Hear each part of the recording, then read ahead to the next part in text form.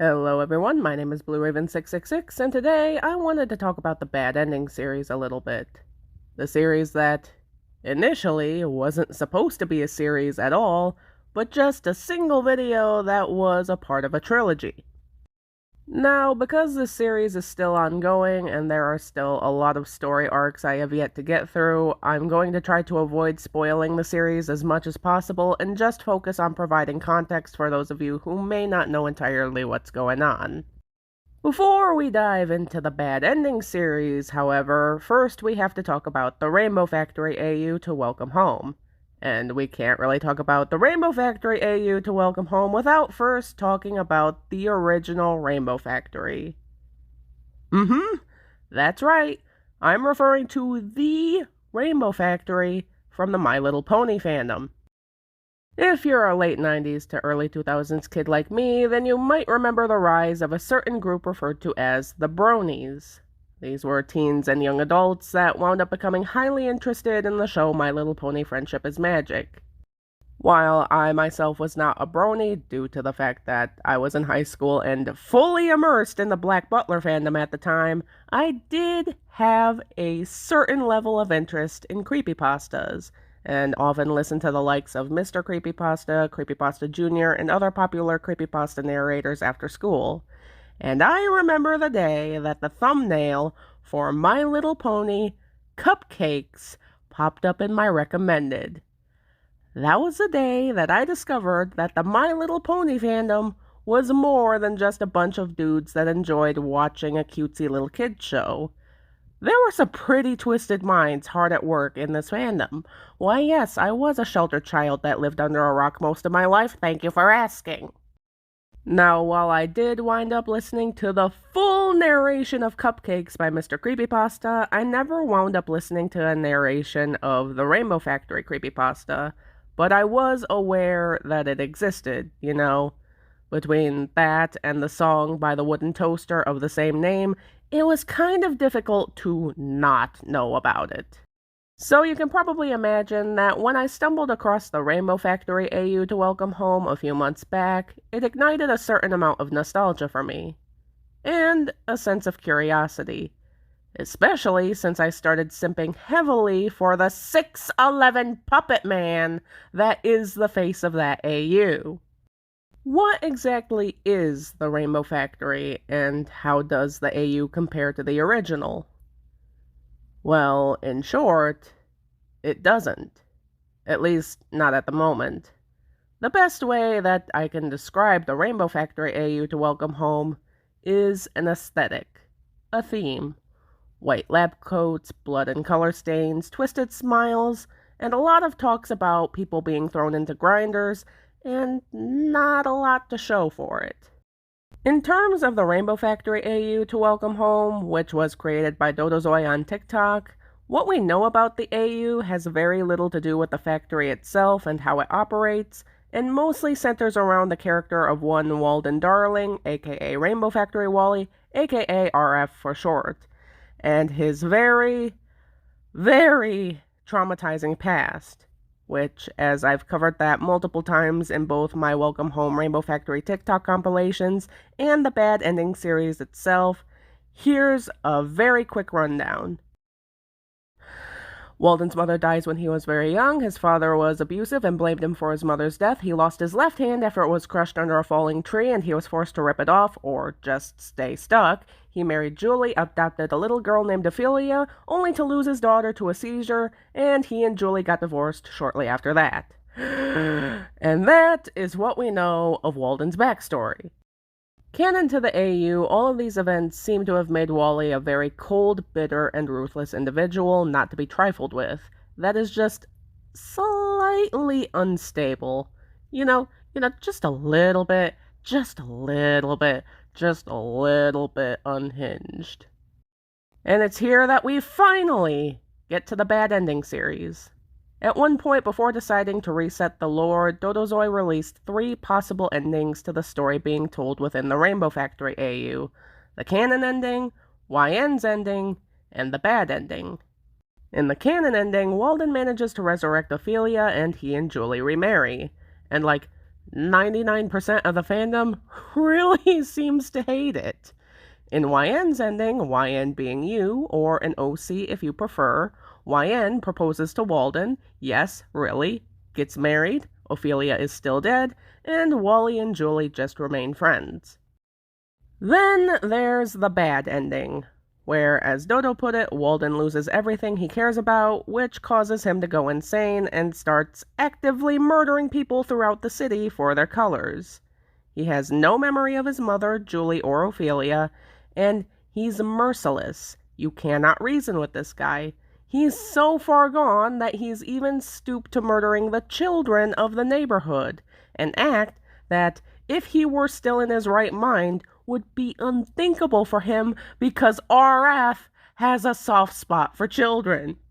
So how in the Mackinac Island fudge did we manage to create an entire freaking series dedicated to this ending?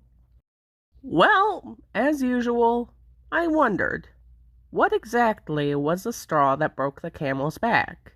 Out of all the things Walden had gone through up to this point, what could possibly cause him to snap? To the extent where he doesn't remember anything beyond needing to kill people for their colors. The first thing that came to mind? Betrayal, or what he could possibly perceive as a betrayal. It's important that I mention that Walden didn't entirely lose Ophelia. He was still able to maintain a certain level of contact with her spirit, which just kind of lingered around the factory. And I couldn't help but ask myself, what if she moved on? What if the artificial body Wally had Barnaby make in order to resurrect Ophelia, yes, really, was dismantled, and that entire project was destroyed? Sir, I'm about to hand you so much emotional damage. After I made the original audio to go with the other two endings, I had a lot of people on my RF Wally account that wanted a continuation of some sort. On top of that, they really wanted to see more of my Rainbow Factory OC Rags Patchwork. And so I figured, why the hell not? However, in order to make this a compelling series that went further than just being a slasher series transformed into an audio, I did have to take some creative liberties with the bad ending as a whole. One thing that just kind of bugged me about the ending as a whole was that Walden seemingly went so crazy that he couldn't even function, being left as little more than a bloodthirsty maniac that killed people without the slightest bit of mercy and hesitation. And there really wasn't much to explain this from Dodo other than, he's a crazy lab guy, what can I say? Then there's this photo, which, sir, that don't look right. That is not a healthy limb. Crazy lab guy and otherworldly looking arms aside, it kind of felt like there was this narrative that Walden went insane because he was broken and traumatized, which, while trauma can affect a person's brain chemistry and how they cope with certain situations, even impacting a person's short-term memory in some instances, Walden still needed to function as a character. At the bare minimum, I felt like he at least needed to have the capacity to still manage the Rainbow Factory, if just barely. And he needed something of a support system, which is why I included the 5 remaining main characters, Sally, Frank, Howdy, Eddie, and Poppy, as well as my Rainbow Factory OC, Rags Patchwork. For the series, I decided to preserve at least some of the things that made Walden a likable character. So, sassy, sleep-deprived coffee addict, while still making him a very real threat for the others. I toned down his merciless and insane nature a couple of notches, and turned it into an aspect of his character that only really comes out when he's provoked or it's time for him to go out and look for more colors. Like I said, this man has a factory to run. He's gotta be able to function. Fun fact, in this series, I see Walden's preferred weapon of choice as either being a crowbar, metal pipe, or an exhaust pipe. Just to remind you all of what an exhaust pipe looks like. For the record, those suckers are heavy. Do you even lift, bro? Now, I may not be a psychologist or anything, but whenever I'm writing lines for Walden, I love to contemplate his mind and how it works in this story. To provide some insight, from his perspective, nothing about his life has changed. In his mind, nothing about him or the things that he's doing is wrong. In terms of the holes in his memory, he chooses not to acknowledge it, because as far as he's concerned, it doesn't matter. As Walden himself puts it, "The only thing that matters to me is this factory and the colors it produces." that is, until he meets one Rags Patchwork, who makes him start asking questions that he realizes he doesn't have the answers to. He knows something is wrong. He knows something is missing. But part of him knows that looking for answers will be incredibly painful.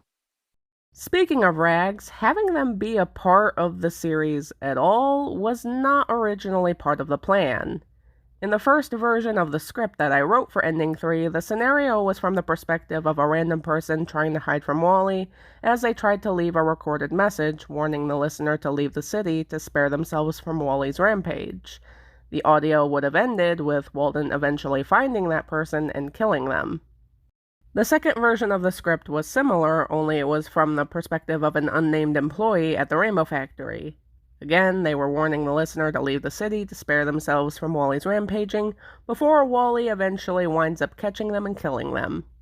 I don't think it was until the fourth or fifth iteration of the script that I decided to take this woefully underdeveloped OC that I had at the time and insert them into the scenario.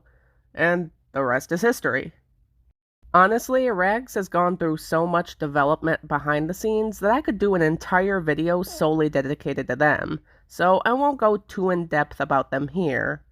As Rags was originally a YN character, I did have to put in a little bit more work to make them more interesting than just sort of a love interest for Walden, which, yes, that's what I originally had them for, mentally anyway.